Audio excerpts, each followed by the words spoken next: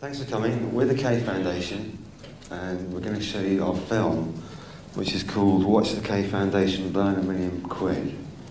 And it lasts about an hour, and hope you enjoy it.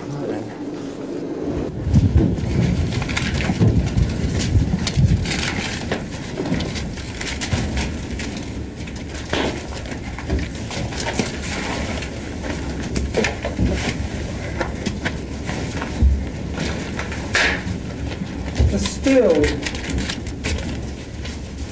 300 or 400,000 dancing.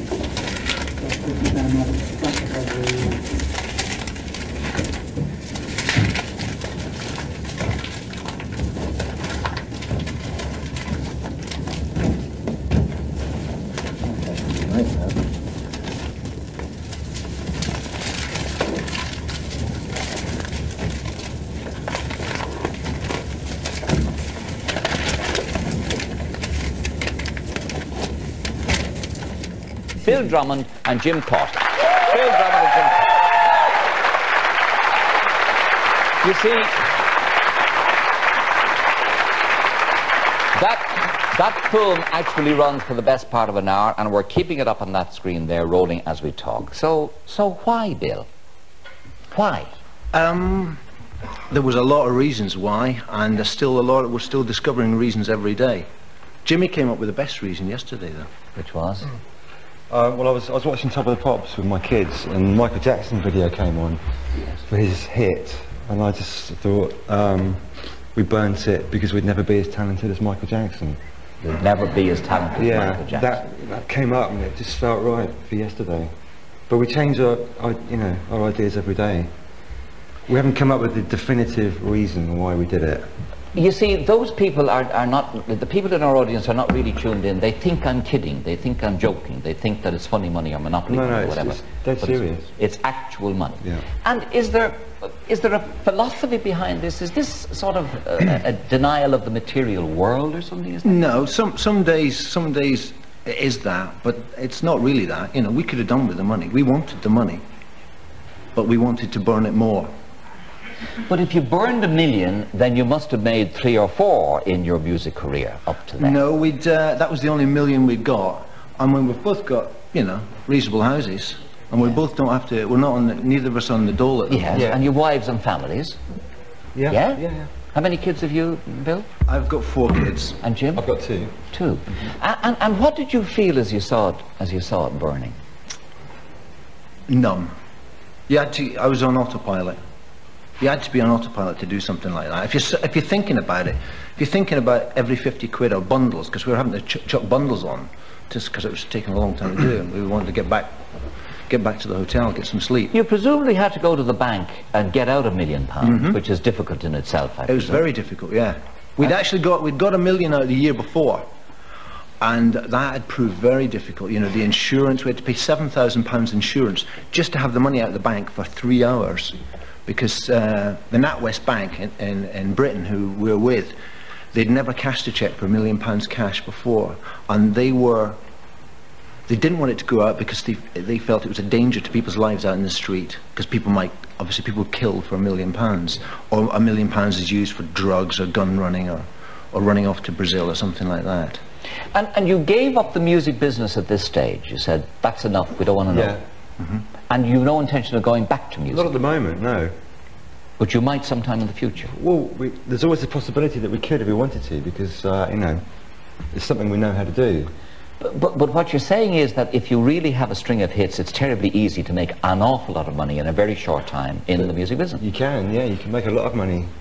If people like what you do, then, you know, you make a lot of money. We made a lot because our records were hits all over the world, and we were in control of our own situation as well. So, but we wanted to stop. When we stopped, I mean, there's a lot of reasons for wanting to stop, but at least we stopped before our records were useless records. Most people can only make good records for a short period of time.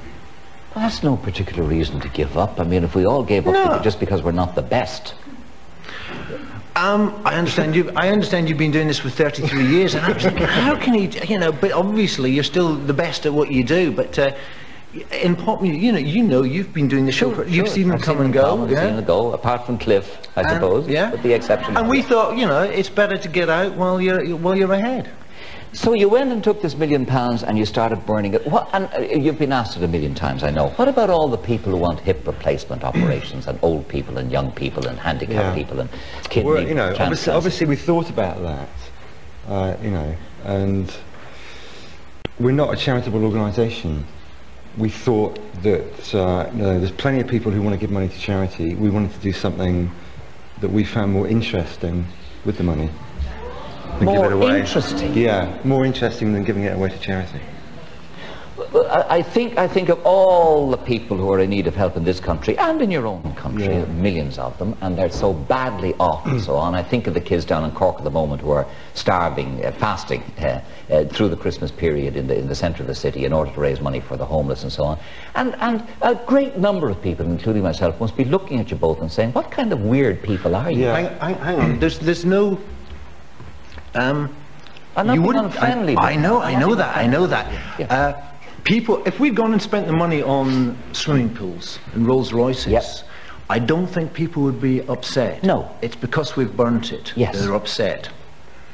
And, but we actually think, we found when we've been going around, and we've been asking audiences, is there anybody in the audience who would like to burn £1 million, or had that feeling in them sometime? I don't know if there's anybody here tonight, but we found people that have burnt £1 million, wanted to burn £1 million. You wanted to burn £1 million. Yeah. It's refreshing. It's refreshing. Refreshing. The Why? whole idea. Why? Money is just money. You lose the idea of purpose in your life. To draw on your own resources. I mean, take an SAS course, live on maggots. It's good for you. It makes you more resourceful and innovative. Okay. To not rely on money. Brian behind you, who sacrificed us 20 quid. That's about as far as you're going, Brian. Don't worry, I'll get that back from you later. Oh, you think you will? I knew there was something you wanted to say to you. Isn't the fact, the reason why you did this, because you've got egos that could no longer be satisfied in the music industry, and you wanted a way to become something big, and to be the first people to burn £1 million would get you into history, and it is just satisfying their egos, and at least admit that. Be honest, I believe that is the reason. Be honest, admit it was a publicity stunt that would get you in the newspapers. Of course we've got egos, haven't you got an ego? Yeah, but not as big as yours. Okay, maybe that's because we were in pop music. Yeah, anybody who goes in pop music obviously has a sizable ego, yeah? Mm-hmm. But if we wanted to do it as a publicity stunt, we could have done it as a huge publicity stunt. One of the ideas we had was to do it in front of kind of News at 10 cameras, or whatever. Whatever. Front page of tab. It could be front page of everything. Instead, they went to the island of Jura in Scotland. That's where we did it. And how many witnesses? You had Gimpo, your friend here, filmed it. Yeah, and another friend called Jim Reed, who'd been working with us, and we said he can come along. He wrote about it and sold his story to one of the English broadsheet. What did your wives feel about it then? Well, there was a point before we did it that I kind of changed my mind and thought, hang on a minute, I'm not sure about this. And my wife said, you better go ahead and do it, otherwise I'm going to leave. Yeah. So my wife was really into it. And your wife? It has caused problems. I would think it has caused problems. Yeah. From time to time. I would think it has. And do you never foresee the day when, God forbid, your children may need a serious operation? Oh yeah, we thought about that. We know about all that. That's part of it. Yeah. I mean, right from the beginning, before we ever did it, we knew that maybe 15 years down the line, one of my children, or one of Jimmy's children, they've got something wrong with them. There's only one doctor in California, and it's going to cost X 100,000, and that's part of the thing you live with, and that's part of... Yeah, but that, you could easily spend that money in a couple of years anyway, and then it's the same thing. The money's going to get spent one way or the other. But what are you looking for now? Why are you showing this film, and it's still running there, it is on the screen. Why are you showing this film around in schools and building sites and so on? Is it to get people's reaction? No, it's not to get people's reaction. I think a lot of people can get something out of it. What? Well, you look at a painting, you get something back from it, don't you? People look at this film, some people get something off it. Well, I mean, looking at it right now, it could be just a furnace burning. It could be logs or coal or whatever, anything at all. So I don't know how you get anything from it. I think what you're generating amongst people is just sheer resentment, you know, and anger. Well, we're not out for that. There'd be no point either. It generates a lot of things in people's heads, and some parts of it is anger. Yes. Some parts of it is jealousy. Some parts of it is they don't understand because it's pulling in a lot of different directions at once. Line what there? Line 2. Hello, line 2. Hi, good evening, Gay. Evening. I've 20 years service in the psychiatric service. I'm a qualified nurse. Qualified psychiatric nurse. I'm also a qualified behavioural therapist, and from watching these two lads, I've no doubt they'll always do plenty of work for me in the future. Is that it, line 2? Okay, thank you. Are you offended by that? No. Not at all. No. You're smiling happily. Yes, sir. How are you doing? Sorry for limping a bit. I have a sore foot. Yeah. People seem to be going on about the whole charity aspect of things, and that it could have been given to charity. Yeah. You know. Yeah. But generally, when people get £1 million, I don't really think that the people who get £1 million, they're in an extreme minority those who would give that £1 million to charity. People get the money, they get it for themselves, they earn it for themselves. So I'm just confused as to why it's anybody's business. But, no, it's just that it seems to most people there has got to be a better use than burning it. Whatever the use is, there's got to be a better use. Even if it's from an artistic point of view, I think what most innovative artists always seem to go for is something that hasn't been done before. Yeah. And nobody, as far as I know, has nobody burned has. £1 million Nobody before. has. Extraordinary. So it has its integrity that way, you know, and it's nobody's business really. Okay, it's nobody's business. Hi. I just think that they said that they created feelings of jealousy and anger. Yes. And why not create some positive feeling instead of negative? How about that, Bill? It does create positive feelings. In the places we've been showing it, there's a lot of people that are totally into it, and they can't even explain why they're totally into it, but they are. But Bill, why are you collecting these reactions? Is there a video at the end of this, or a record, or a book, or something like that? Nothing. You're just collecting reactions. No. And Gimpo is here. What are you doing, Gimpo? You're just recording all reactions, this. Yeah. And what do you intend to do with the reactions? Don't know, it's just for ourselves really, because I mean we're going to so many places, different people give us different reactions all the time, and when you do 20 places you'll forget most of them, won't you? But what are you going to do with the reactions? I don't know, I may use them for a soundtrack for the film, because it's a silent film. I see. And they're giving me the film now. Okay, yeah, young chap in the white there over in the front row, yeah. Their money on... Sorry, I can't hear you. Pop stars are renowned for blowing money on drugs, whatever, like they go through a lot. And that's just for an experience that lasts for a while. I want to ask, like, did it give you a physical buzz? Were you happy about it, or are you still happy at all? Jim? I think it's, I didn't get a buzz at the time, but now I think it's the best thing we've done, and it'll last for as long as we live. It's not going to go away. Hiya. Hi. It's not just the money issue, also in relation to your Turner Prize issue, and also a Bible of Dreams. Like, to me, I'm a fashion student in NCID, so I can appreciate art, but all I can gather from that is it's grown-up men acting like little boys, and it's a publicity exercise, and that all you wanted was some publicity, just like Madonna or whoever else. But you see, I would understand that if they did something with the publicity, but they're not doing anything with the publicity. They're giving up the music business. That's it. You're just sort of... Okay, what are we selling? What are we selling? Well, why are you here then? The reasonable question. Why are you here on the Late Late Show? I think we were invited. Yeah, well, you were invited, of course. Yeah, because we wanted to have a look at you. But I mean, what's the purpose, Jim? Well, if you're an artist and you make a work of art, yes, for some reason you want to share it with people. Yeah. I don't know why. Okay, let's leave it there. Sorry, I'll just take another phone call. Line 1. Hello, line 1. Line 1? Hello, yes? Evening, yes. Good evening. My reaction to that is happiness and contentment is in your head, not in your pocket. Have you happiness and contentment? It's not in my head. Not in your head. You're not happy and content. No. You're not? No. And the £1 million burning it didn't improve that situation? No, we weren't doing it to make ourselves happy. But, I mean, we're not driven trying to make ourselves happy. And do you have in the back of your mind that if you decide to go back in the music business, you'll make another million or two? No, we had our 15 minutes. I'm sure if we did music again, it wouldn't be sort of hits and commercial music. I don't think. No, it wouldn't be, no. We've kind of done everything we wanted to do in the music business. And, you know, it gets boring doing the same thing. Yeah, okay. I want to add a little more to this discussion anyway. Hold on, Dennis, for a minute, because I want to introduce people that you'll know very well indeed with a song called Can't Keep Away from the Flame. which is, these things are all cleverly planned, you know. Can't keep away from the flame. Anyway. It didn't even fill one suitcase. Yeah. Put it in the back of the thing, went down to this little airport, we chartered this little plane, and they didn't know what we got. The people in the plane didn't, you know, the driver. And all the time I was thinking we were going to be followed, but... Absolutely. What's your reaction, Joe? Mine? Yeah. I want to know if it was like a chemically induced decision to do it. No, we were totally straight. Well, I think a couple of sandwiches short of a picnic, personally.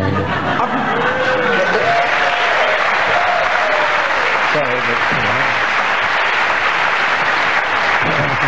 you know, people are different, you know. I mean, like, everybody, we're in a rock and roll band, and there's other people that would even argue the fact that Def Leppard are a true rock and roll band, having never thrown tellies out of windows and stuff like that. But to dispose of £1 million, if I was going to do it, I would think I would rather set up some kind of recording studio for the unemployed kids or something. Something. It doesn't have to go to Bosnia. It doesn't have to go to... I would, you know... I think you can make an artistic statement with that, like, you know, that you can help people rather than just, like, waste it, you know. I think we have helped people. We have helped people by burning that money. How? It helps, it brings something into people's heads, and it helps them. Yeah, but it brings it into their heads while we're talking about it on telly. They won't be thinking about it tomorrow. Well, yes, fair enough. But there'll be people still starving tomorrow. There'll still be kids that can't make a record. That's beside the point. That's beside the point. No, it's not. It is. Yeah. Okay, this is like not beside the point. Why don't you? It's like newspapers. Today we read it. Tomorrow we wrap fish and chips in it, and Tuesday you wipe your butt on it. Well, fair enough. If people want to forget it, they can forget it. And I know this is a kind of a corny thing to say, and it doesn't really stand up. But seeing as you're talking about the kind of charity angle, or you could buy stuff. Us burning that money doesn't mean there's any less loaves of bread in the world, any less apples, any less anything. The only thing that's less is a pile of paper. No, there could have been a little more. It's not less, but there could have been a little more. More what? More bread, more apples, whatever. No, we didn't burn any loaves of bread. No, but we didn't burn any apples. But you could have bought loaves of bread. No, but those loaves of bread would still have existed. Do you know what I mean? There's actually nothing. There's nothing less in the world other than a pile of paper. I used to talk to my dad like that when I was 16. Well, I'm still talking to my dad like that, and I'm 42. Did you and Rick know the music of Bill and Jim? Some of it, yeah. Some of it, yeah. KLF as well, right? Yeah, KLF, yeah. What Time Is Love? Yeah. That was one of them, yeah. It's one of the best songs I heard that year. It was a good music in Europe. Very good movies in Glen Hughes as well, by the way. Good music, and you reckon they could go back into the music business any time? Well, of course they could. They've obviously got the talent to do it. There's no time limit on anyone. It's not Logan's Run. You know. I mean, everybody thinks we're all supposed to die at the age of 32. But, you are. That's the problem. You tell Mick Jagger. Proper rock and roll star, you need to die of a drug overdose. No, there's no such thing as proper rock and roll. Rock and roll is music, not the lifestyle. That's bull. Oh, I'm sorry. I don't know. I don't really agree with that. You know? so there's more people intrigued by this. Yeah, John with the red shirt. They should be dead. Kind of. I'd accept that people would be shocked that somebody could burn £1 million, but if the two lads can produce a few records and make £1 million and they can afford to burn it, how can governments around the world allow people to starve if they can afford to burn £1 million? Yeah, or what are you saying? That it should have been confiscated? If those two lads can afford to burn £1 million, how can the United Arab Emirates and our government, who have a surplus of money and can afford to spend it on roads, allow people around the world to starve? Yeah. I see the point. I see the point. I think I see the point anyway. Yeah. Gentleman with glasses up there, blue shirt. Yeah. Hi. Yeah, I think it's disgusting that two people should be allowed to do such a thing with so much poor in this country and in the foreign countries. It's an absolute disgrace. Their argument is their money. They can do what they like with it. Yes, I can see that, but surely they have a conscience too. Maybe they have. Hi. Hello, it's just on the edge here.